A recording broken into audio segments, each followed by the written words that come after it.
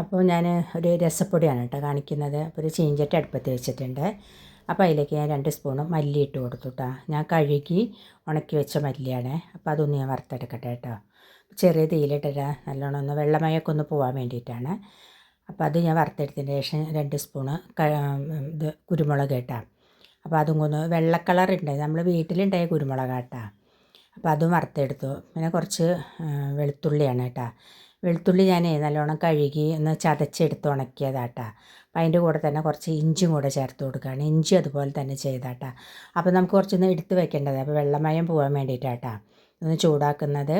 അപ്പോൾ അതും ഞാൻ വറുത്ത് മാറ്റിയിട്ടുണ്ട്. അപ്പോൾ അതിൻ്റെ കൂടെ ഞാൻ കുറച്ച് ജീരകം അതിൻ്റെ കൂടെ തന്നെ കുറച്ച് പിന്നെ ഉലുവാട്ടാ അതും വറുത്തെടുത്തു.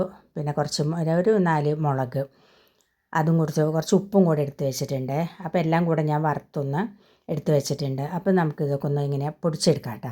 പൊടിക്കുക വെച്ചാൽ തരിതരിപ്പായിട്ടാണ് പൊടിക്കുന്നത് കേട്ടോ. അപ്പോൾ അതിൻ്റെ കൂടെ ഞാൻ കുറച്ച് മഞ്ഞൾപ്പൊടിയും കൂടെ ചേർത്തു. അപ്പോൾ അങ്ങനെ അതെല്ലാം കൂടെ നല്ല തരിതരിപ്പായി പൊടിച്ച് വെച്ചിട്ടുണ്ട്. അപ്പോൾ ഇങ്ങനെ ഒരു രസപ്പൊടി ഉണ്ടാക്കി വെച്ചാൽ നമുക്ക് പെട്ടെന്ന് എടുത്ത് ഉപയോഗിക്കാൻ പറ്റും കേട്ടോ. അപ്പോൾ അതെല്ലാവർക്കും ഇഷ്ടമായിട്ടുണ്ട് ഞാൻ വിചാരിക്കും. എല്ലാവരും ഒന്ന് സപ്പോർട്ട് ചെയ്യാൻ മറക്കരുത്.